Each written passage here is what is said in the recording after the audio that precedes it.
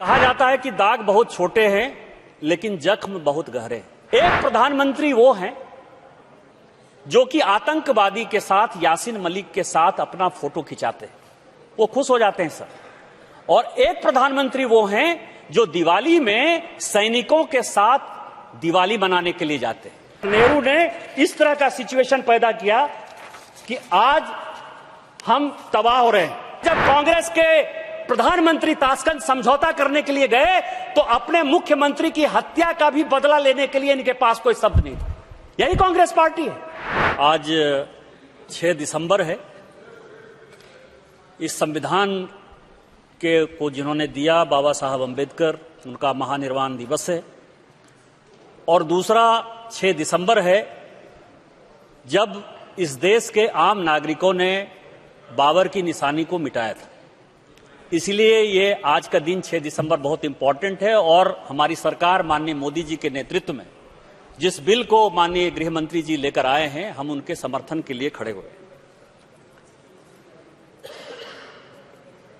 कहा जाता है कि दाग बहुत छोटे हैं लेकिन जख्म बहुत गहरे हैं। 2 छोटे बिल दिखाई दे रहे हैं कि एक ओबीसी को इंक्लूड करना है और दूसरा विस्थापितों को, पता नहीं कश्मीरी पंडित इन लोगों ने कहां से सीख लिया सर। पूरे बिल को मैंने देखा, उस बिल में साफ लिखा हुआ है कि कश्मीरी पंडित है, सिख है, ईसाई है, मुस्लिम है, जो भी डिस्प्लेस हुए उनके लिए हम ये रिजर्वेशन लेकर आए हैं। 2 यहां के लिए और एक जो पाकिस्तान ऑक्युपाइड कश्मीर। हम विद्यार्थी परिषद के कार्यकर्ता के नाते एक नारा हमेशा लगाते रहे कि कश्मीर है पुकारती, पुकारती है भारती, खून से तिलक करो गोलियों से आरती। और ये कंसिस्टेंट है सर। कंसिस्टेंट इसीलिए है, मैं इसलिए ये बातें कह रहा हूं कि 1952 में जब ये आंदोलन चलाया हमारे तत्कालीन जनसंघ के राष्ट्रीय अध्यक्ष श्यामा प्रसाद मुखर्जी जी ने, तो लोगों ने अपना इतिहास भूगोल छोड़ दिया।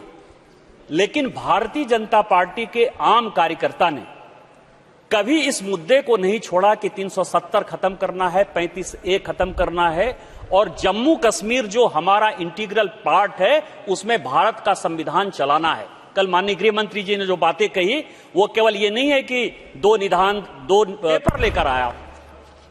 एक प्रधानमंत्री वो हैं जो कि आतंकवादी के साथ यासीन मलिक के साथ अपना फोटो खिंचाते हैं, वो खुश हो जाते हैं सर। और एक प्रधानमंत्री वो हैं जो दिवाली में सैनिकों के साथ दिवाली मनाने के लिए जाते हैं। और उस प्रधानमंत्री का कंसिस्टेंसी देखिए सर।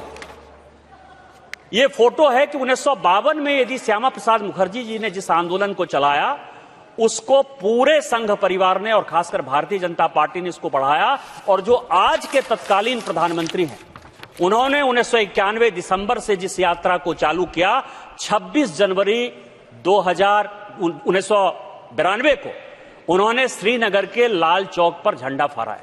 मुझे इसलिए पता है सभापति महोदय कि जब वो एकता यात्रा चली, कश्मीर से एकता यात्रा पहुंचनी थी डॉक्टर जोशी के नेतृत्व में, जिसके कन्वीनर उस वक्त के तत्कालीन माननीय प्रधानमंत्री जी थे। जब वो कश्मीर पहुंचे, आज कश्मीर जो है लोग यात्रा लेकर जाते हैं, कांग्रेस के बड़े यात्रा लेकर जाते हैं, उनको आतंकवादी भी दर्शन दे देते हैं।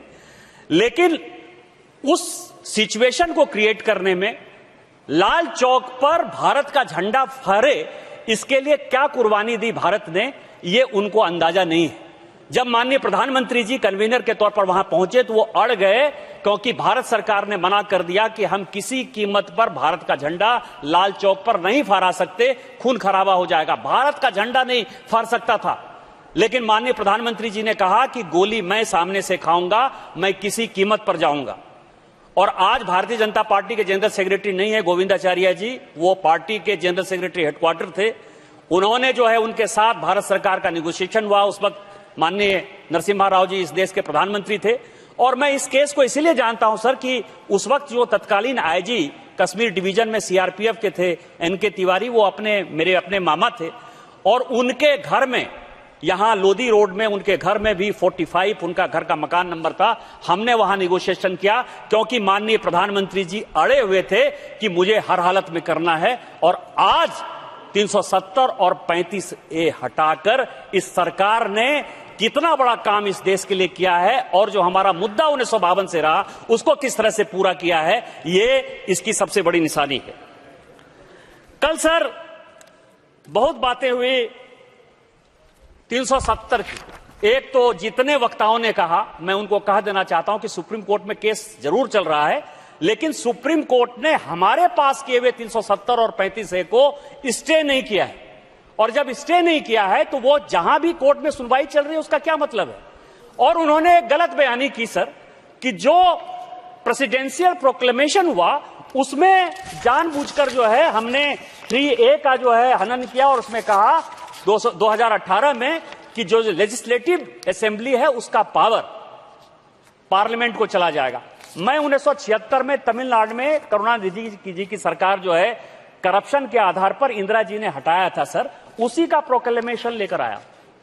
यह सेम चीज कह रहा है सर, जब भी राष्ट्रपति शासन होता है तो जो असेंबली के अधिकार हैं वो राष्ट्रपति को निहित हो जाते हैं और जो भी डिसीजन करना है। दूसरा मैं पेपर लेकर आया हूं सर 1956 का स्टेट रीऑर्गेनाइजेशन बिल का, कि जब भारत सरकार ने तय किया कि राज्यों का बंटवारा हम अलग अलग ढंग से करेंगे, तो मैं आपको बताऊं कि उन्होंने ये तय कर दिया कि किसी भी राज्य सरकार का कोई अधिकार नहीं होगा। यदि लेजिस्लेटिव असेंबली ये तय भी कर दे कि हमारे राज्य का बंटवारा नहीं होगा, उसके बावजूद भी ये पार्लियामेंट सक्षम है। और इसी के आधार पर आपको ध्यान हो कि तेलंगाना, जहां के अभी रेवंत रेड्डी चीफ मिनिस्टर बनकर आए हैं, तेलंगाना में वहां की असेंबली ने कहा कि हम नहीं पास कर सकते, उसके बाद भी वाकून करावा हुआ सर। इसीलिए ये गलत बयानी जो है मुझे लगता है कि गलत है। जो 370 की वकालत करते हैं, इंस्ट्रूमेंट ऑफ एक्सेशन के बाद सर 1949 में मणिपुर ने भारत के संविधान में अपना मर्जर किया। 1971 में सिक्किम ने हमारे साथ मर्जर किया। तो क्या मणिपुर को हम एक स्पेशल स्टेटस 370 की तरह दे दें कि तुम दो विधान चलाओ, प्रधानमंत्री बनाओ, राष्ट्रपति बनाओ?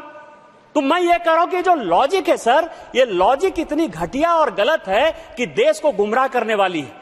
दूसरा सवाल यह है कि उन्होंने कहा, कल कोट किया सर, कि सेना ने कहा था, मैं कुछ डेट लेकर आया हूं सर, यह डेट है कि 14 नवंबर 1947 को, यह आर्मी का आर्काइव लेकर आया हूं सर, 14 नवंबर 1947 को उरी सेक्टर से हम मुजफ्फराबाद जाने वाले थे। किसने रोका? 22 मई 1948 को हम मुजफ्फराबाद, तिथवाल को हमने जीत लिया था, हम मुजफ्फराबाद घुसने वाले थे। किसने रोक दिया? हम सर लद्दाख और पूंछ के सेक्टर से दिसंबर 1948 में जाने वाले थे। आर्मी पूरा पाक ऑक्युपाइड कश्मीर को लाना चाहती थी सर। किसने रोक दी? इन्होंने रोक दिया, इन्होंने सीज फायर किया। और दूसरा, मैं पेपर लेकर आया हूं सर कि जो प्लेबेसाइट करने के लिए ये यूएन में गए माउंटबेटन के साथ, ये मैं आपको अगस्त 1947 का पाकिस्तान सरकार का जो प्रेस रिलीज है वो लेकर आया हूं।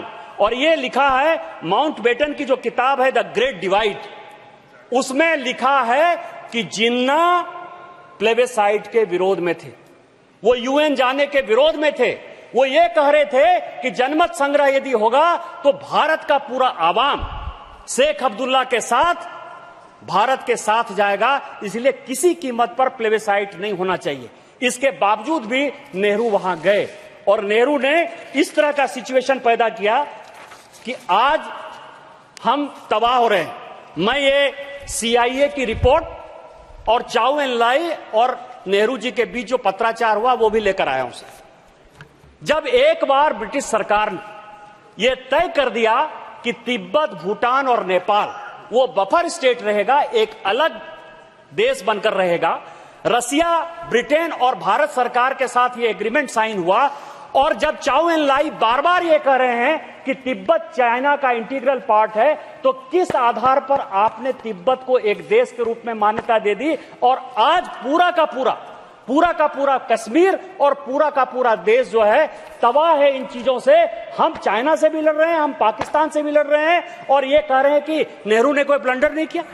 जो कश्मीर में जिस कश्मीरी पंडित या हिंदुओं के पास पूरा का पूरा जमीन का अधिकार था, आज आपने उसको विस्थापित कर दिया और आप उसके बारे में कह रहे हैं कि आप उनको रिजर्वेशन दे रहे हैं, आप उनको दे रहे हैं। कश्मीरी पंडित माइग्रेट हो गए, उनके बारे में आप सोचने को तैयार नहीं है।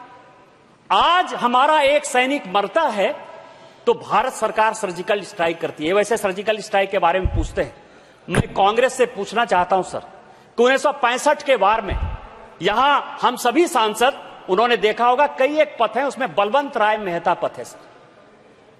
और मैं सोचने लगा कि बलवंत राय के नाम पर यह पथ क्यों है। बलवंत राय मेहता गुजरात के मुख्यमंत्री थे सर। 1962 में भारत पाक युद्ध में बलवंत राय मेहता के हेलीकॉप्टर को, हवाई जहाज को पाकिस्तान ने उड़ा दिया।